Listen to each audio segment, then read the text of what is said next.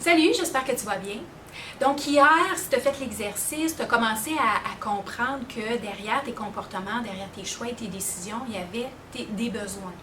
Et probablement que tu as fait l'inventaire de tes besoins, puis peut-être même les deux, tu as trouvé qu'il y avait un ou deux ou trois besoins qui étaient comme assez élevés en général dans ta vie. Parce qu'en fait, c'est pas juste utilisé au niveau de notre santé physique, mentale, émotionnelle, c'est aussi utilisé dans tous les aspects de notre vie.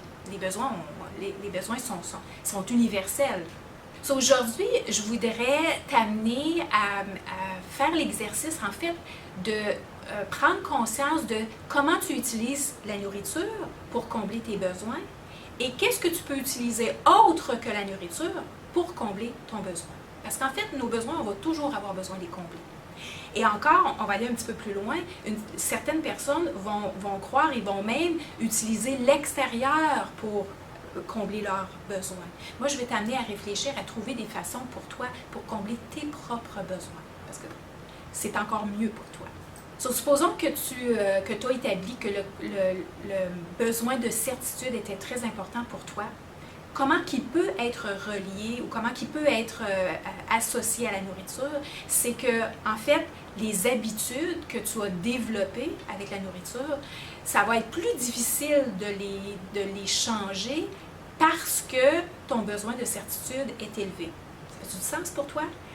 Étant donné que la personne qui a le besoin de certitude élevé, c'est-à-dire que tout ce qui est familier, tout ce que je connais, tout ce qui est sécuritaire, bien naturellement, je vais avoir plus tendance à rester dans ce que je connais, donc à rester avec mes habitudes, qu'elles soient bonnes ou qu'elles soient mauvaises.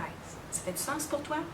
Donc, la question à te poser, c'est qu'est-ce que je peux utiliser autre que rester dans mes habitudes connues pour combler mon besoin de certitude. Alors, par exemple, comment on peut combler son besoin de certitude autrement?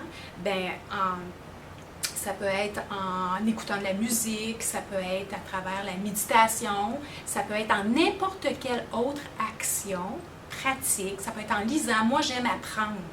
Donc, pour moi, l'apprentissage, ça me donne, ça répond à mon besoin de sécurité. Pourquoi? Parce que quand j'apprends, bien, je me sens, ça répond à d'autres besoins aussi, je me sens importante, je me sens valorisée, puis je me sens, bien, je sens que j'élargis mon bassin de connaissances, donc je me sens encore plus confiante, donc je serai dans le confort, puis je me sens encore plus sécure, assurée dans ma façon d'être. Alors, l'important, c'est de trouver, de réfléchir à d'autres façons de combler ton besoin de sécurité, ton besoin de certitude, autre que par la nourriture.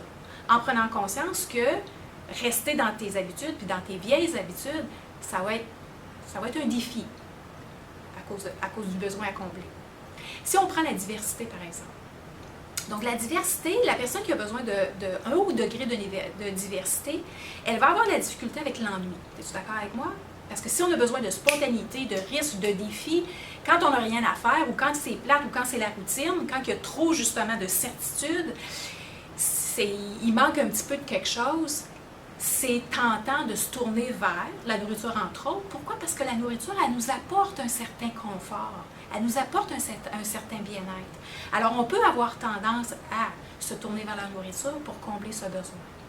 La question encore à se poser, c'est comment? Fait que supposons que je suis une personne que je viens de m'apercevoir là, que oui, l'ennui, je commence à m'ennuyer, il me manque quelque chose à faire, puis là, ben, ma première pensée, c'est d'aller vers le frigidaire, d'ouvrir le frigidaire, puis de me trouver quelque chose à manger. Pas faim, là, mais juste parce que je m'ennuie, il me manque quelque chose dans mes mains.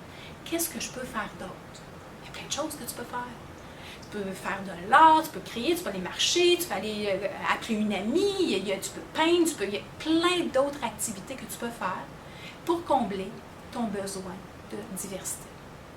C'est la même chose pour le sentiment d'importance. C'est la même chose pour le sentiment d'aimer et être aimé. Encore, tu vas me dire, bien, comment il est relié à la nourriture? Bien, en fait, certaines personnes vont combler leur sentiment d'importance dans la création des plats culinaires. Et puis, ça peut être des personnes qui vont, eux autres, des repas, c'est pas quelque chose de simple, c'est quelque chose comme, tu sais, du 5 services, là, presque tout le temps, tous les jours. Pourquoi? Parce que tu vas leur poser la question, qu'est-ce qui t'amène à faire ça? Puis ils vont répondre à un besoin interne, que ce soit un besoin de certitude ou un besoin, ben je veux plaire, puis je sais que mon mari aime ça, ou je sais que mes enfants aiment ça, ou je sais que, mais derrière leur comportement ou leur façon de faire, il va y avoir un besoin qu'on va dire caché, parce qu'on n'est pas habitué, hein, on n'a pas appris ça à réfléchir sur c'est quoi mes besoins derrière ça.